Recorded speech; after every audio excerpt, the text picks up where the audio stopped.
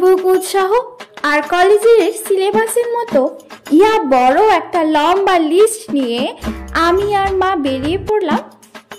ও মা, বেরিয়ে পড়ার সময় তো সে আরেক কাণ্ড, মানি ব্যাগটা আবার যেতে চাইছে না, তার আবার ভীষণ ভয়। সে যাই হোক, তাকে আমরা ওই টেনে হিচড়ে জোর করে বুঝিয়ে নিয়ে চললাম। বাজারে পৌঁছতে না পৌঁছতে হুমড়ি খেয়ে পড়ার জো। না না, মা পড়তে যায়নি, আমি পড়ে গেছিলাম প্রায়। কারণ আমার ভাগ্নির সাথেই দেখা হয়ে গেছিল, ওর সাথেই তো ধাক্কাটা লাগলো। সে যাই হোক, ভালোই হলো ওদের সাথে দেখা হয়ে। আমরা যেই মিশনে বাজারে আজকে এসছি, আমাদের মিশনে ওরাও যোগ দিল, সে ভালো হলো বলুন। বাহিনীতে কিন্তু বেশ 4 জন যোদ্ধা হলো। এবার মিশন শুরু করব, তখনই ওয়েদার আমাদের সাথে বিট্রে করলো।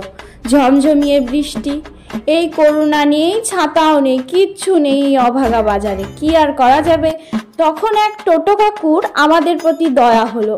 তিনি আমাদেরকে ডাকলেন, ডেকে বললেন যে কোথাও এক জায়গায় ভালো একটা জায়গা আছে, সেখানে নাকি দাঁড়ানো যাবে।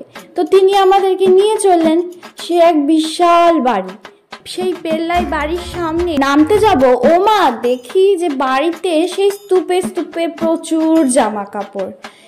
আমাদের মিশন অনুযায়ী কিন্তু আমরা ওই ডিসকাউন্ট সহ ভালো জামা কাপড়ই কিনতে এসছিলাম, কিন্তু কি আর করা যাবে, সে তো হলো না।